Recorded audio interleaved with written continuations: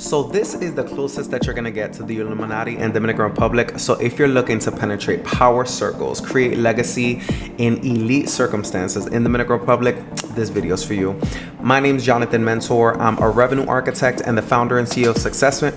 We build $10 million annual recurring revenue for startups, not only in the Dominican Republic, but we actually have seeds back in the United States. If you're looking to become a digital nomad in Dominican Republic or anywhere else for that matter, this video is something you're gonna wanna see. So why should startup founders care about influence in products, in services, in VC, whatever, right? Whether it's the Dominican Republic, the US, whatever. Because you see, the Dominican Republic, it's not just a market, right? It's a whole chessboard. Positions of influence, family names, legacy. These are not just positions of influences. This is how the infrastructure of the entire startup and business community here are built. So relationships in Dominican Republic often outpace what's on your resume, what school you went to, etc. But it's all about the visibility, getting into the right rooms, and how you can out-leverage your opponents and rivals in terms of getting that social capital.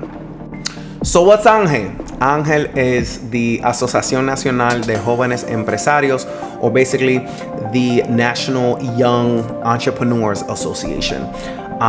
It's respected, almost revered in certain circles, certainly if you're a homegrown Dominican entrepreneur here in Dominican Republic. And it's known as the Business Association, or it's supposed to be. But what does it actually operate as? It's the grooming ground for all the Dominican gatekeepers. Think about the country club, the Illuminati of the rich and the powerful.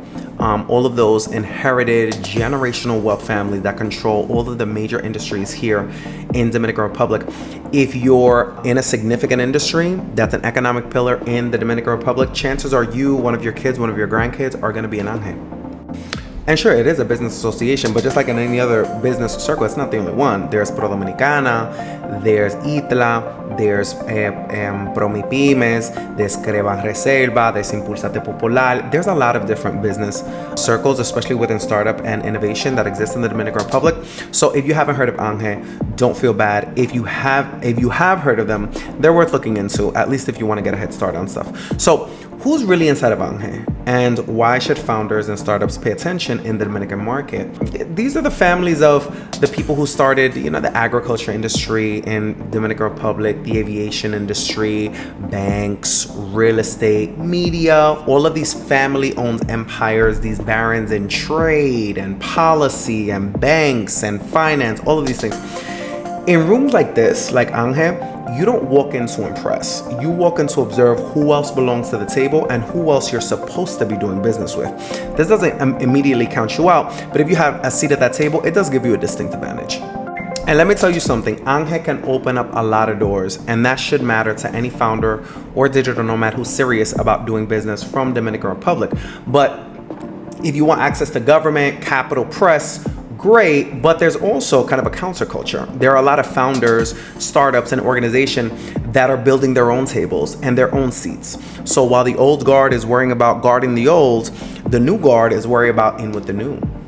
So who can actually join ANJE? In theory, it's open to anybody. If you wanna check it out, I'll put the process down below. It's also available on my Digital Nomad Weekly article in Dominican Today.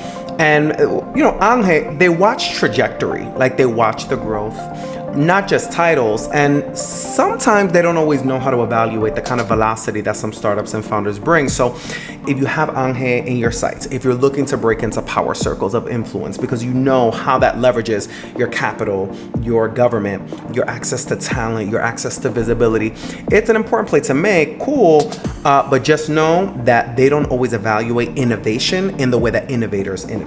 This is a legacy organization, it's elite.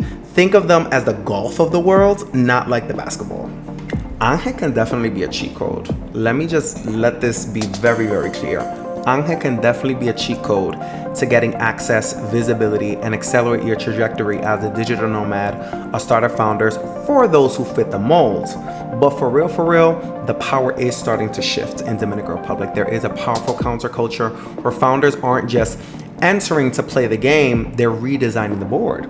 So what you want to do is you want to make sure to keep your eye on ANJE, look at what they do, observe. If you're kind of the cookie cutter Dominican, you have a really powerful last name, or you have relationships with people who can get there, which is highly unlikely, you're gonna get really far with them. But if you're not, you can still build your own seat at the table. Just be aware of the game that you're playing.